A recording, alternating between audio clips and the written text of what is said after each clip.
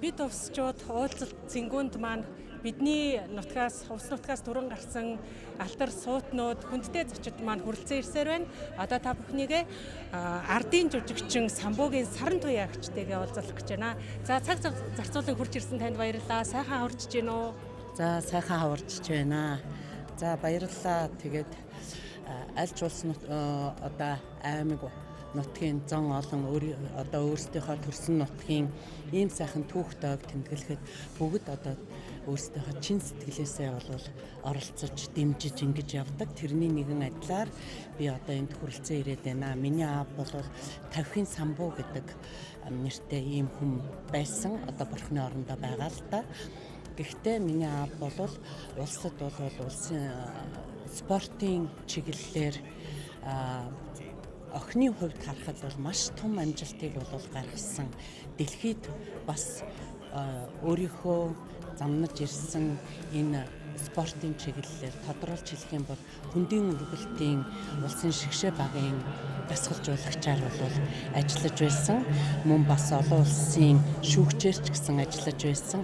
Энэ чиглэлээрээ бол үнэхээр одоо олон улсад дэлхийд бол таниулж өгсөн ийм алдартай хүн байсан. Миний аав бол тэгээд энэ одоо үе удмаараа бид нар бол манай өвөө Тавих маань бол маш уран хүн байсан. Зүгээр тодруулж хэлэхэд өнөөдөр ч гэсэн бидний үр хүүхдийг дамжаад явж байгаа одоо хүүхдийн нөгөө модон ор гэж байдаг шүү дээ, тийм ээ. Тэр нь бол үе үеэрээ ингээд дамжаад аач зэ 30 бүгдэнд нь бол ингээд яваад ирсэн. Өөрийнх нь хийсэн урлаж хийсэн маш гой зүйлүүд бол байдаг. Тэр ч утгаараа бол аавын маань овог бол уран овогт гэж явдаг. Тэгэхээр бид бол уран овогтныхан байгаамаа. Тэгээд энэ одоо нутаг улсныхаа 100 жилийн ойг тэмдэглэхээр бэлтгэгдэж байгаа. Энд одоо өөрсдийнхөө зүрх сэтгэлийг зориулж байгаа бүх зан олондоо бол чин сэтгэлээсээ талархаж байна. Тэрний өчүүхэн нэгэн хэсэг болж явж байгаадаа би бас бахархаж, ааваараа бас бахархаж байна. Тэгээд бүгдээрэнд нь хамгийн сайн сайхныг хүсэн өрөөё.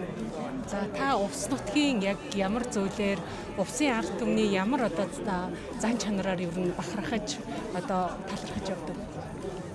За нутаг нутгийн өөрийн онцлог гэж бол байдаг, тийм ээ. Гэхдээ өнөөдрийг хүртэл би өөрөө уран бүтээлч хүний хувьд бол ингээ уран бүтээл дээр ажиллаж явах явцдаа ингээ харахад бол унган ясны тэр нэг язгуур мөн чанар байдаг. Одоо тэрийгээ бол өнөөдрийг хүртэл бол хадгалж ирсэн. Тэр ч утгаараа бас миний чиглэлээ би ч уран бүтээлч хүн шүү дээ, тий.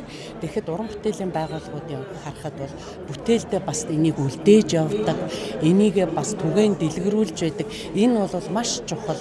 Энэ бол үнэхээр үнэтэй өнөөдрийн одоо глобалчлагдаж байгаа энэ нийгэмд бол бид нар өөрийн гэсэн онцлог мөн чанараараа одоо дархлагдаж тэрнийгээ түгээн дэлгэрүүлж хойч үедээ өвлүүлж байх ийм сайхан одоо бичигдээгүй хууль гэж хэлж болно. Энэ бол зайлшгүй хувь хүний өөрийнх нь одоо үүрэг хариуцлага байдаг. Тэгэхээр энэ мөн чанарыг бол алдалгүй өнөөдрийг хүртэл бол ингэж уламжлуулан авч яваад нь бол бахархаж байдаг юм аа гэж.